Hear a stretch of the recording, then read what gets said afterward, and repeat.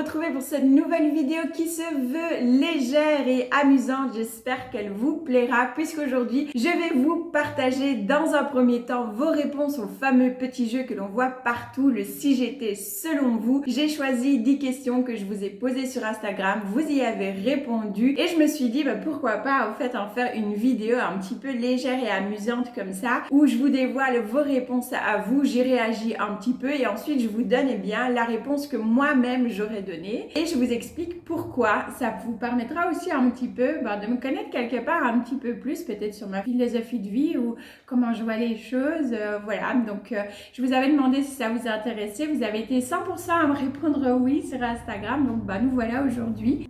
Je perds ma voix, désolée. N'hésitez pas, installez-vous tranquillement et puis prenez-vous une petite boisson, un petit goûter, bref, ce que vous voulez. Moi d'ailleurs, je vais boire un petit coup de café avant de passer aux questions. Alors, ce que je vais faire, c'est que je vais vous mettre ici ou là, normalement, ce sera de ce côté-là, toutes vos réponses pour chacune des questions. Je vous donne celle qui est revenue le plus souvent, j'ai réagi et puis je vous donne ma réponse avec mon explication. Vu que les réponses que vous avez données sont sur mon téléphone et que je filme avec le téléphone, j'ai fait des captures d'écran pour vos réponses et j'ai noté celles qui revenaient le plus. Donc si j'étais une plante, la majorité d'entre vous a répondu à pothos. Donc voilà, selon vous, je serais un joli petit pothos et je vous en remercie parce que c'est une plante quand même qui est plutôt sympa. Donc merci beaucoup pour vos réponses. Je vous montre, il y avait ma cousine qui a marqué laquelle a été à White Fusion parce que on a eu pas mal de discussions sur la sienne, etc. Alocasia aussi, peut-être parce que c'est mes plantes préférées, du coup ça vous a fait peut-être penser à ça aussi. Même si d'ailleurs a répondu une alocasia, mais une cool, pas une casse-pied. Merci. Donc voilà, vraiment des petites réponses comme ça, assez marrantes aussi. Moi ça me convient bien, c'est top le pothos. Maintenant, si moi j'aurais dû y répondre, j'aurais effectivement répondu soit un pothos, soit un monstera. Il y en a d'ailleurs qui ont répondu monstera. Pourquoi j'aurais choisi un monstera ? Parce que c'est une plante, tout comme le pothos quelque part, pas compliquée et qui n'est pas hyper rancunière. Il lui en faut quand même beaucoup pour qu'elle arrive à tirer la tête. Vous voyez ce que je veux dire? Donc voilà, c'est un petit peu pour ça que j'aurais choisi du coup le monstera parce qu'il en faut beaucoup pour que vraiment j'écarte une personne. Quand je dis beaucoup, c'est pas forcément une accumulation de choses, hein. Ça peut être aussi vraiment un truc qui a été fait et que ça pour moi c'est juste pas possible, ça se fait pas, c'est voilà, mais vraiment quelque chose de malhonnête. Donc voilà, dans ce cas-là, je préfère simplement dire au revoir et souhaiter bonne continuation à cette personne-là et puis je m'arrête là. Donc voilà, pourquoi un monstera? Parce que c'est une plante qui n'est pas compliquée, qui lui en faut vraiment beaucoup pour que elle vous lâche. Voilà, on va dire ça comme ça. Donc voilà ma réponse pour la plante. Ensuite, on passe à la seconde, c'est si j'étais une pierre. Énormément de personnes ont répondu le quartz rose et je vous en remercie beaucoup puisque le quartz rose c'est quand même la douceur, l'amour, vraiment une pierre aussi qui peut être très apaisante, qui va apporter un peu sérénité et calme. Donc je vous remercie beaucoup pour votre réponse. Il y a eu pas mal d'autres réponses et il y en a qui ont cité ce que moi j'aurais dit. Alors, deux réponses parce qu'il y a pierre semi-précieuse et pierre précieuse, on va dire ça comme ça. Donc je vais trichoter un petit peu, je vais en mettre deux. Si ce serait une pierre semi-précieuse, personnellement pour moi-même j'aurais répondu la tourmaline. Tourmaline noire qui est une de mes pierres préférées. Même si j'aime énormément aussi l'améthyste.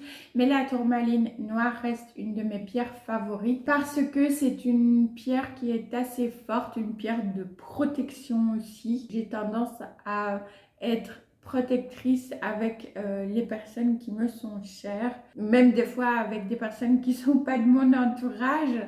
Que voilà, c'est quelque chose qui m'a bouleversée, m'a touchée, pouvoir apaiser aussi La tourmaline, voilà, c'est plus protection, etc. Et si je dois choisir une pierre précieuse, alors là, c'est l'émeraude. Il y en a qui ont répondu l'émeraude d'ailleurs. Voilà, l'émeraude parce que aussi une pierre assez forte aussi au niveau symbolique, mais aussi surtout parce que vraiment au niveau des pierres précieuses, c'est ma pierre préférée, c'est l'émeraude. Ensuite, si j'étais un sentiment, une émotion, ce qui est revenu le plus, c'était la douceur. Bah, merci à vous. Ça m'a beaucoup touché voilà, que ce soit cette émotion, ce sentiment, bah, voilà, que vous estimez que ça transparaît le plus. Il y a eu d'autres réponses hein, qui m'ont beaucoup touché aussi. Il y a eu la gentillesse, l'empathie aussi. Voilà, plusieurs sentiments comme ça, très positifs. Donc, merci beaucoup déjà à vous tous pour vos réponses. Et si j'aurais dû choisir un, alors j'aurais répondu, je ne sais pas si c'est une émotion ou un sentiment, mais moi j'aurais répondu la positivité parce que c'est vrai que je reste quelqu'un d'humain, je ne suis pas du tout tous les jours positive, hein, loin de là d'ailleurs, mais c'est quelque chose quand même qui est là. Depuis petite, voilà, c'est vrai que quand il y a quelque chose qui arrive, même si je peux avoir un coup de mou, je vais avoir tendance quand même bon, ça dépend un peu aussi des événements, hein, mais sinon tendance quand même à rebondir assez rapidement, à relativiser la chose et à essayer de voir quel est le positif dans cet événement-là qui m'arrive au fait. Qu'est-ce que tu vas pouvoir en tirer de positif? Cherche et trouve. Voilà. Et du coup, bah, c'est vrai que j'ai tendance comme ça à être assez positive. Et on m'a déjà reproché de l'être trop. Peut-être, peut-être. Je fais jamais l'autruche, mais voilà, c'est vrai que j'ai cette tendance-là à me dire, allez, qu'est-ce que tu vas pouvoir en tirer de positif ou alors comment est-ce que tu vas pouvoir prendre cette situation-là qui est néfaste ou négative ou qui te rend triste ou en colère, comment tu vas faire pour bah, contrebalancer au fait et t'en servir comme moteur en fait. Voilà, comme moteur pour avancer et surtout pas rester bloqué là-dessus.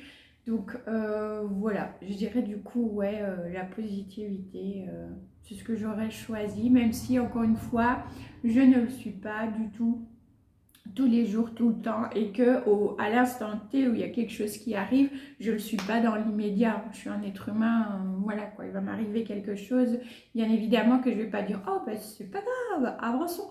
Non, du tout. Sur le moment même, je suis comme tout le monde, je suis triste, en colère, énervée, ce que vous voulez. C'est vraiment, voilà, l'instant T, c'est l'émotion primaire, je vais dire, c'est normal. Et ensuite, bah voilà, je rebondis et j'essaie de voir un petit peu le positif, comment je vais pouvoir tourner ça de manière plutôt positive. La prochaine question, c'était si j'étais un personnage ou une héroïne littéraire. Il y en a qui m'ont mis, enfin, qui ne savaient pas, ce qui est normal parce que même moi, là, j'ai eu du mal. Mais beaucoup de vos réponses m'ont plu. Je vous les mets hein, parce que de tête comme ça, Doris, j'ai pas tout retenu, mais je sais pas, on a cité une personne dans Orgueil et Préjugés, si je dis pas de bêtises. Il y a la réponse de Josie qui m'a fait beaucoup rire puisque elle a dit qu'elle ne connaissait qu'une seule personne dont j'ai oublié le nom. Mais je suis allée voir qui était cette personne, qui était cette héroïne, et c'est une inspectrice apparemment, donc voilà, qui aime bien relever un petit peu, enquêter comme ça, etc. Bah écoute, pourquoi pas, ça pourrait, oui, dans le sens d'aimer faire des recherches par exemple, du coup ça pourrait correspondre, mais ça m'a fait rire la façon dont Josie a répondu en mode, bah je sais pas, moi je connais que cette héroïne-là, donc ça m'a beaucoup fait rire. Il y a une amie d'enfance qui a répondu Meg des 4 filles du Docteur March. Alors ça, les 4 filles du Docteur March, c'est un de mes trucs préférés qui me ramène à mon enfance. J'ai toujours adoré, j'ai aimé les films, j'ai aimé les petits dessins animés, mais j'adorais ça. Je l'ai lu, je ne sais même plus si j'ai lu les 4 filles du Docteur March. Peut-être une version un peu jeunesse alors. C'est possible. Parce que c'est le truc que j'adorais et j'adore toujours. J'ai juste pas vu le film qui est sorti avec... oh, j'oublie chaque fois son vrai nom d'actrice, mais Hermione Granger, vous voyez. Si je dis pas de bêtises, elle jouait Meg dans l'adaptation un peu plus récente du film que je n'ai pas vu. Et c'est vrai que j'avais hésité à le regarder, j'avais peur d'être déçue comparé au vieux film que je suis surkiffais. Mais bon, bref.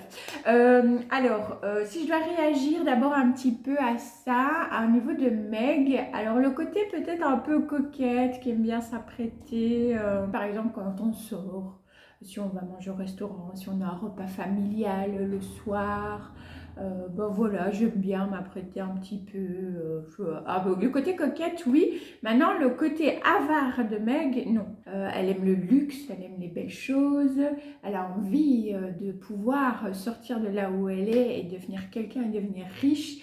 Ce côté-là de Meg, pas du tout. Voilà, alors, pas du tout. Mais le côté, ouais, coquette, un peu genre princesse Sissi, ma copine comprendra cette référence si elle regarde la vidéo. Ouais, ce côté-là, ouais. D'ailleurs, ça aurait pu, maintenant que j'en parle, être une de mes réponses, l'impératrice Sissi par rapport à son tempérament, parce que c'est une femme qui est quand même douce et forte à la fois, une femme qui n'aime pas non plus rentrer dans les cases et dans les codes et qui est quand même assez intrépide par rapport à ça, qui va vouloir un peu casser un petit peu les codes de base et pas vouloir forcément être dans des cases et être elle-même en fait tout simplement. Donc ça pourrait être d'ailleurs une de mes réponses. Sinon, c'est vrai que si je regarde un peu du côté des sœurs March que je connais un peu plus, hein, du coup niveau littérature et film, je dirais du coup je me situe peut-être entre Meg et Joe. Voilà, donc le côté un peu qui aime bien s'apprêter, un petit peu coquette comme ça par moment de Meg, avec plutôt l'amour pour la littérature de Joe. Joe adore la littérature. Et aussi le côté de Joe plus intrépide comme ça, encore une fois, plus pas rentrer dans des cases, être soi-même sans faire attention forcément au regard des autres, ne pas se conformer aux autres, justement, être soi, voilà. Du coup, peut-être entre ces deux-là. Donc oui, voilà, j'aurais choisi peut-être ces héroïnes-là pour la douceur, mais la franchise, l'honnêteté, pas aimer les injustices aussi, le côté littéraire, voilà, littéraire, aimer la nature, etc. aussi, voilà. Bon, j'aurais choisi du coup ces personnages-là. Ensuite, si j'étais une fleur, ce qui est revenu le plus, c'est le dahlia. Et merci beaucoup, parce que c'est une fleur que j'aime beaucoup ici, que j'ai au jardin, que j'ai récoltée là pour faire un petit bouquet. Si vous me suivez sur Instagram, vous avez dû le voir. J'ai pas résisté. C'est rare quand je fais des bouquets de fleurs, des plantes de jardin pour la maison, parce qu'il y a souvent des petites bêtes, et des petits trips et tout ça à l'intérieur. Donc, je le fais très rarement. Mais là j'avais envie parce que j'ai vu mes dahlias toujours beaux comme ça au mois de septembre, et je me suis dit allez, je me suis fait un petit kiff cette fois-ci. Si je dois choisir une fleur, je vais choisir ma fleur préférée en bouquet, ça va être le lys. J'adore les lys qui sentent bien fort. Toute la maison a cette odeur de fleurs enivrantes. Enfin, moi j'aime vraiment beaucoup. Je sais qu'il y en a qui n'aiment pas quand il y a des fleurs qui sentent trop fort, mais moi j'aime beaucoup, surtout les lys. C'est vraiment de mes fleurs, ouais, vraiment préférées. C'est pas une, c'est ma fleur préférée en bouquet, c'est le lys. Donc j'aurais répondu du coup le lys. Ensuite, si j'étais une princesse, alors là j'ai été très étonnée de la réponse qui est revenue le plus souvent parce que ça a été Aurore, donc la Belle au bois dormant. Et je suis honnête, hein, je suis franche, je vous avoue que dans les princesses, c'est pas du tout celle que j'aurais choisie parce que c'est celle que j'aime le moins, justement. Je la trouve un peu gnangnan comme princesse, un peu autruche, voilà, un peu ce côté un peu... oh, je vois le problème, mais je le vois pas. Donc c'est vrai que c'est pas celle vers laquelle j'aurais été. Après, c'est une personne qui est assez douce et calme, donc c'est peut-être ça aussi, je sais pas. Dites-moi du coup ceux qui ont répondu Aurore, par rapport à quoi est-ce que bah voilà, ça vous a fait penser. C'est pas français ma phrase. Qu'est-ce que je veux dire? Ce que je veux dire, c'est que n'hésitez pas à me dire en commentaire pour ceux qui ont répondu Aurore, quelles sont les qualités ou les défauts d'Aurore qui ont fait que vous ayez répondu cette princesse-là. C'est déjà un petit peu plus français. Alors, moi, j'aurais répondu, et personne ne l'a dit, celle-là, c'est Ariel. Parce qu'Ariel, c'est ma princesse préférée de tous les Disney. Même si j'aime énormément Pocahontas, il y a eu cette réponse-là aussi. J'aime beaucoup Pocahontas pardon, pour son côté justement nature, hein, voilà, qui aime la nature, qui ressent ces énergies de la nature aussi. Ça me parle beaucoup, beaucoup. Mon top 3, on va dire, c'est Ariel, puis c'est Pocahontas, et ensuite c'est Belle.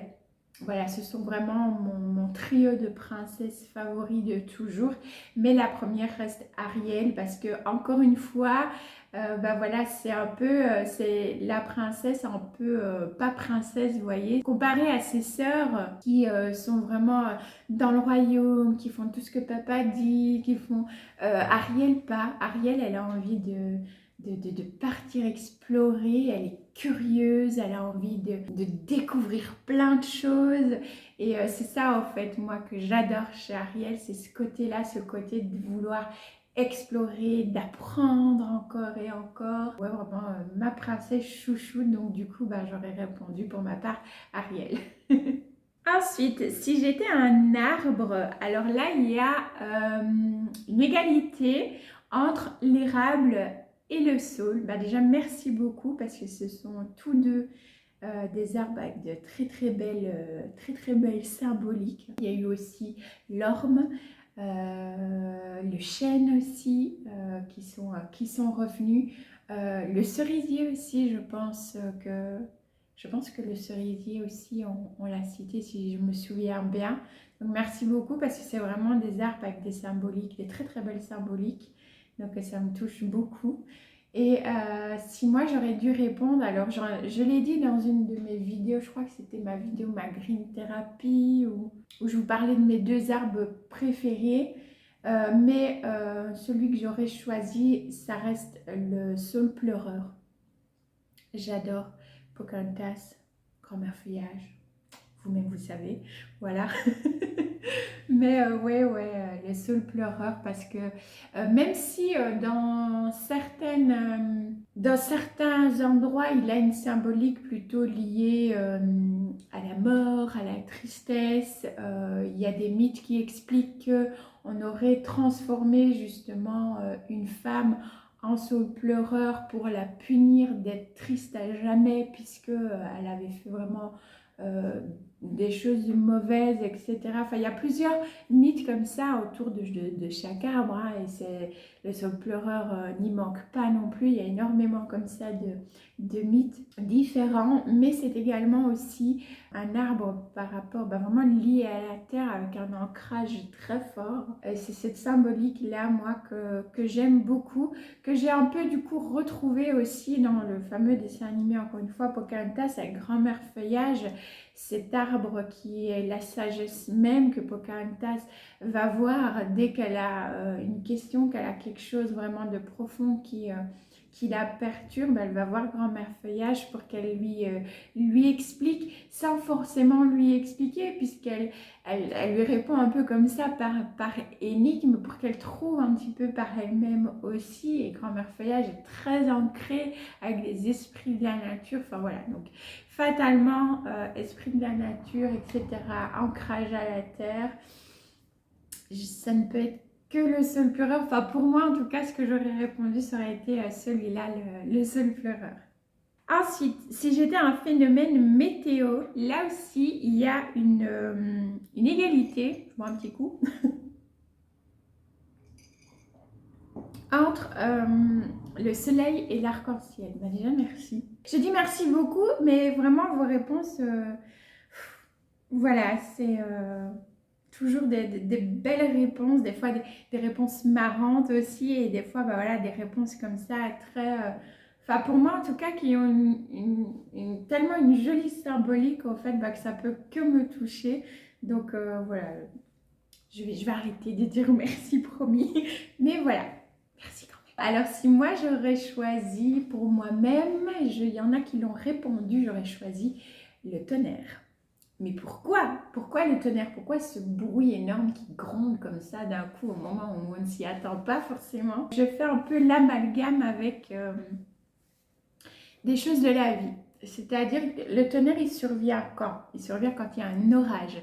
Pourquoi est-ce qu'il y a un orage? Ben, je suppose que vous le savez, c'est parce qu'il y a ces masses d'air chaudes qui arrivent comme ça d'un coup et qui vont monter, monter, monter, monter jusqu'à la froideur de l'atmosphère, et les deux ensemble, et bien voilà, ça forme un orage avec les éclairs, le tonnerre et tout ce qui va avec.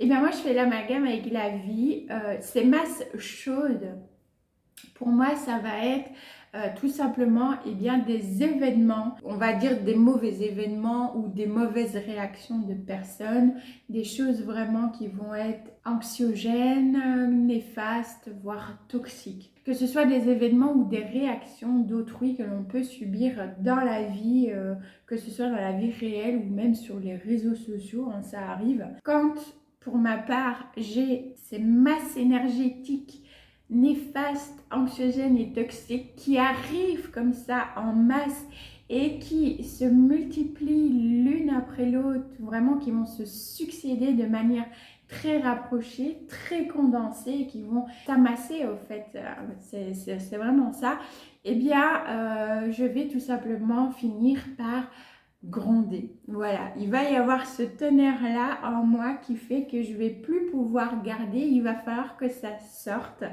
Voilà là où je fais l'amalgame. Alors, pour moi, ce n'est pas péjoratif ce tonnerre-là, hein, bien au contraire, puisque pour moi, c'est encore quelque chose de positif, puisque justement, bah, si on reprend un peu le côté météo, quand l'orage il est passé, qu'est-ce qui se passe? Et ben, toutes les énergies et l'atmosphère, vraiment, il y a un équilibre comme ça qui se refait, le calme revient et la vie reprend son cours.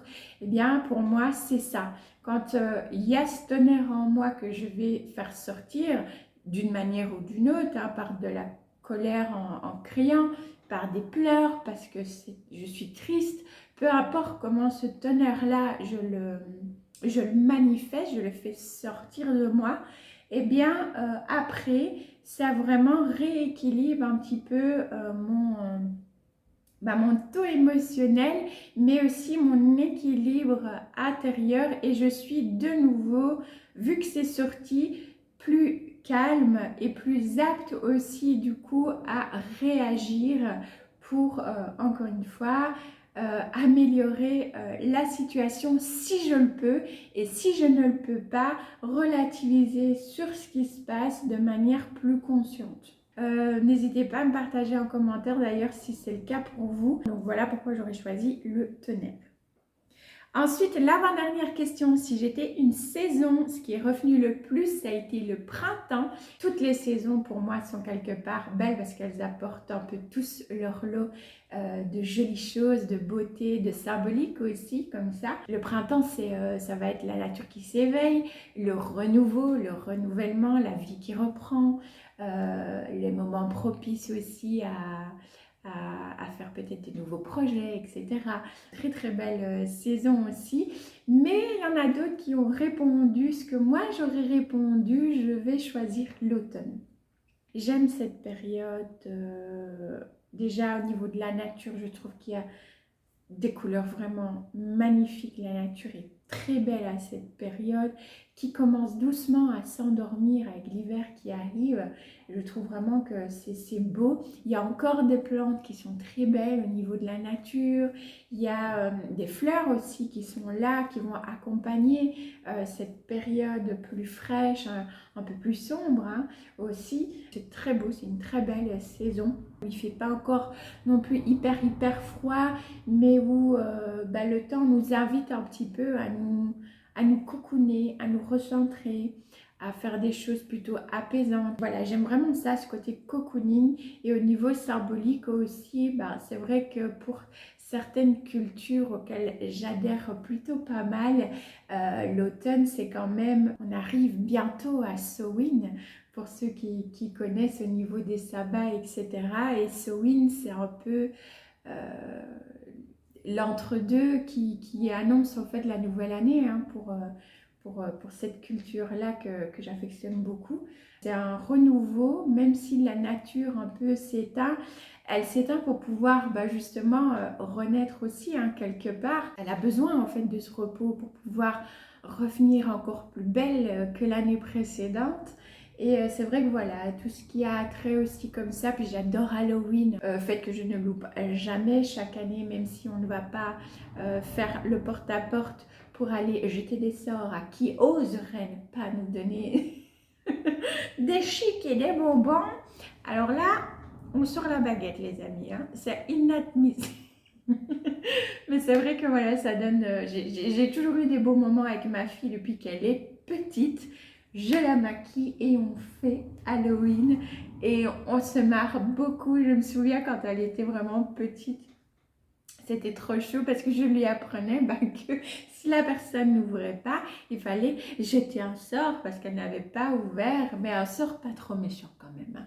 Voilà, on était quand même des gentils, mais elle était trop mignonne parce que même si elle n'était pas déguisée en sorcière et qu'elle n'avait pas de baguette, la baguette c'était le doigt. Voilà, donc quand quelqu'un n'ouvrait pas, je lui disais qu'est-ce que tu fais maintenant? Et elle était trop chou parce que elle pointait le bout du doigt comme ça vers la porte, elle faisait jette un sort. Elle va me tuer. Mais moi voilà, c'est vraiment des souvenirs de maman et mais on passait un super bon moment, même s'il faisait froid, on était là et on passait un trop bon moment. Et même si à l'heure d'aujourd'hui, voilà, on l'a plus fait avec Coco et compagnie, hein. Mais j'espère qu'on pourra le refaire, mais sinon on le faisait à la maison. On regardait des films, bon, adaptés, hein, je vous rassure. Et bien évidemment, de petites préparations où on dégustait ce qu'on avait récolté. Voilà, donc c'est toujours été chouette, toujours fêté Halloween. C'est une de mes fêtes favorites. J'envie l'Amérique pour ça. Quand je vois comment eux ils fêtent Halloween, je suis toujours en extase devant leur déco et comment ils le fêtent. Et voilà, mais au-delà d'Halloween, il y a aussi Samhain et ce côté, voilà, nouvelle année qui démarre et tout ce côté un petit peu symbolique aussi et spirituel de ce moment où le voile entre les deux mondes devient plus fin et voilà, ce côté un peu aussi magique, spirituel comme ça, j'aime beaucoup. Donc, ce sera l'automne. Et on en revient du coup à la dernière question, si j'étais une créature surnaturelle et imaginaire. La réponse qui est revenue le plus, c'est les fées. Donc du coup, je vous remercie beaucoup, même s'il faut savoir que les fées ne sont pas toutes gentilles. Et les fées peuvent avoir un côté très taquin. Donc voilà, faut savoir quand même, c'est pas toujours très gentil une fée. Mais je suppose que c'est pour le côté plutôt cool, donc j'espère en tout cas. Donc je vous en remercie encore beaucoup. Et il y a des créatures que vous m'avez fait découvrir. Je vais vous remettre le nom, je crois que c'est Nancy qui a mis c'est un esprit de la nature qui vit dans les arbres. Donc je suis allée me renseigner un petit peu parce que je ne connaissais pas. Et je suis allée revérifier pour une autre réponse aussi. C'est je pense Caroline qui l'avait mis. Quelque chose Wiggins, je ne sais plus. Je vous remettrai. Et c'est aussi comme ça plutôt une fée un peu de la nature, des fleurs, etc. Donc ça rejoint les fées, on va dire, hein, là. Et là, vous allez voir que pour ma réponse, je suis partie sur un côté un petit peu plus sombre parce que c'est ma créature surnaturelle favorite de tous les temps. Tout ce qui a trait à cette créature, je surkiffe, que ce soit au niveau littéraire, cinématographique, mythologique ou autre, je surkiffe. Il s'agit du vampire. Pas un vampire non plus trop sanguinaire, hein, on va dire un vampire un peu à la Twilight. Voilà, genre les Cullen quoi. Donc ces êtres vraiment immortels qui quelque part, ben voilà, et à force de traverser les âges comme ça, apprennent pas mal de choses aussi sur les humains, sur le monde, voilà, sur tout ça. Et c'est vrai que enfin, c'est la créature vraiment surnaturelle que j'aime énormément. Et si je dois choisir une un petit peu plus douce, je choisirais aussi un petit peu, maintenant, fée, je sais pas trop laquelle, parce qu'il y en a quand même pas mal qui existent. Parce que c'est vrai que fée, c'est un terme quand même un peu réduit, pour qui regroupe pas mal d'autres créatures, au fait, qui ressemblent à ce que la société a fait comme image de la fée. Donc je ne saurais pas vous dire exactement laquelle, plutôt fée de la nature, etc. comme ça. Un petit peu aussi comme dans un des dessins animés avec la fée Clochette que j'adore, que ma fille adorait aussi, où on voit ces fées qui sont en train de peindre les points sur les coccinelles, qui en passant comme ça transforment le printemps en été ou l'été en automne. Et je trouve ça tellement plus magique au fait, qu'il est tellement plus beau au fait que juste, bah voilà, c'est les saisons. Mais bon, je m'égare encore comme d'habitude, donc je vais arrêter mon petit blabla ici.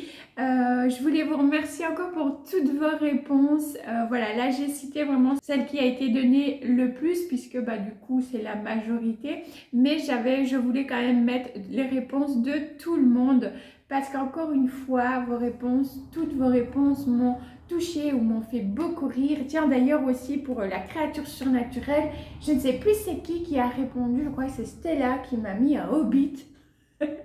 J'étais mais marre de rire. Je l'ai dit à mon mari, j'ai dit Lou, regarde, je suis un hobbit. C'est parce que je suis petite, hein, c'est ça. Mais ça m'a trop fait rire. Donc merci beaucoup à toi pour ta réponse, parce que vraiment j'ai ri. D'ailleurs je te l'ai dit, je suis venue te trouver en disant bah voilà, je suis un hobbit maintenant. Des pépites les réponses, que ce soit le fait de m'avoir fait rire ou de m'avoir touché. Merci beaucoup à tous, vraiment. Vous avez participé, c'est cool. Vous avez été partant pour cette vidéo, du coup, qui j'espère vous aura plu. Si vous voulez faire le petit jeu, bah, n'hésitez pas, reprenez les questions. Et puis, vous les mettez en commentaire et vous mettez votre réponse à vous pour vous. Voilà, qu'est-ce que vous aurez choisi pour vous si vous étiez une plante? Pareil, les mêmes questions. N'hésitez pas, ce sera trop cool de voir vos réponses à vous. Donc voilà, j'espère que ça vous aura plu. Si c'est le cas, ben, n'hésitez pas à mettre un petit pouce en l'air, ça fait toujours plaisir. Et puis à vous abonner, comme d'habitude, si le cœur vous en dit et que le contenu de la chaîne vous plaît. Moi, je vous fais plein de bisous grill. On se retrouve bien soit demain sur ma chaîne littéraire, mon Éden imaginaire, soit dimanche du coup pour une vidéo plante. Ciao ciao!